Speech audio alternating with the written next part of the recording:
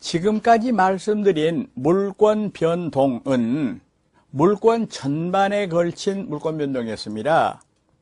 이걸 우리가 이제 총론적인 부분이다 이렇게 말씀드릴 수가 있습니다. 이제 강론적인 부분은 개별적으로 이야기하자는 겁니다. 그러면 앞에서 제가 말씀드릴 때 민법에 8가지 물권이 나와 있는데 그 중에서 한 가지를 빼버린다 그랬습니다. 질권을 빼버린다. 왜냐? 시험 범위가 아니기 때문에 동산에만 적용되기 때문에 그래서 빼버립니다. 그러면 7가지가 되겠네요. 그래서 우선 우리가 물권 강론 그래 봅시다. 7가지를 말씀드리는데 순서대로 점유권, 소유권, 지상권, 지역권, 전세권, 그리고 유치권, 저당권을 차례로 말씀드리되 이번 강좌는 점유권 첫 번째 강좌가 되겠습니다. 제55강입니다. 예고 말씀대로 점유권 시작하겠습니다. 먼저 점유라는 말이 어려운 말인데요. 점유는 물건을 사실상으로 지배하는 상태를 점유라고 얘기를 합니다. 그러면 여기서 물건을 사실상 지배한다 했기 때문에 소유자가 점유자일 때가 있습니다. 지금 내가 입고 있는 옷 그리고 내가 타고 온 자동차를 회사 주차장에 파킹해 놓고 올라와서 강의를 합니다. 이랬을 때 그 자동차도 내가 점유하는 겁니다. 내가 권리자로서 소유자로서. 그런데 예를 들어서 갑은 남의 아파트를 빌려서 거기서 살고 있다면은 소유자 아니지만은 임차권자로서 점유를 하는 겁니다. 그리고 더 나가서 지상권자도 점유를 합니다. 그런데 어떤 사람은 예컨대 을은 남의 물건을 도둑질해 가지고 남의 카메라를 도둑질해 가지고 목에 걸고 차고 다니면서 목에 걸고 차고 다니는 게 점유 상태입니다. 그러면서 자기 것처럼 경치를 촬영하고 사용을 합니다. 그 사람도 점유자입니다. 그럼 여기서 사실상 점유라는 거는 정당한 권리가 있건 없든 따지지 않고 사실상으로 지배한다 라는 얘기가 되겠습니다. 그럼 거기는 두 가지가 있네요.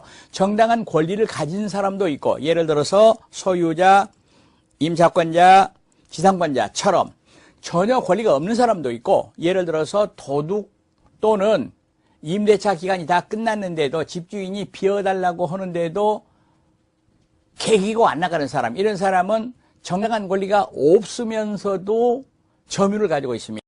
여기서 제가 자꾸 정당한 권리 그랬는데요. 물권의 종류 분류할 때는 이 정당한 권리를 본권 그렇게 말합니다. 그런데 이 점유가 있으면 민법은 일종의 물권인 점유권을 인정을 해요.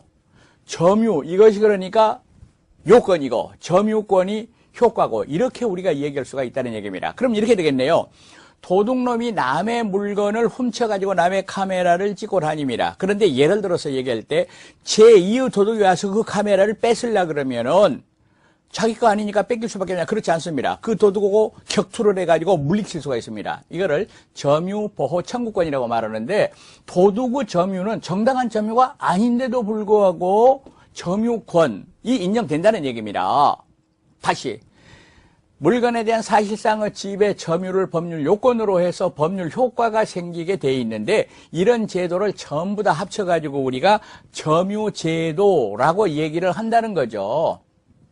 그러면 점유권과 점유의 성립이랬는데요.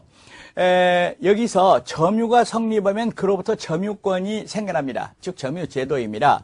이랬을 때 민법 규정을 보았더니 민법은 이렇게 정리를 하고 있습니다. 물건을 사실상으로 지배하는 그런 상태를 가리켜서 점유라고 하더라 입니다. 여기서 사실상 지배라는 것은 법률상 지배 아니다. 다시 말하면 본권이 있든지 없든지 상관없이 지배하는 경우가 될 것이다 이 말입니다. 그러나 여기서 사실상의 지배는 어느 정도의 계속성이 있어야 돼요. 계속성. 흔히 우리가 이렇게 말하죠. 공원에 가서 오후에 벤치에 앉아있다. 그러면 벤치에 앉은 사람이 그 벤치의 점유자라고 볼 수 있는가? 그렇지 않다. 이런 얘기죠.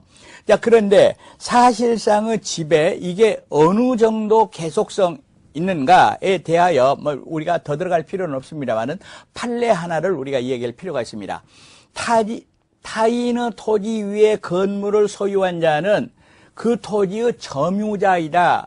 요 판례는 꼭 알으셔야 됩니다. 그러면 예를 들어서 갑의 땅이 있는데 을이 예를 들어서 임차권이나 지상권 없이 건물을 이렇게 지어가지고 있었다. 그 연유는 알 수가 없죠.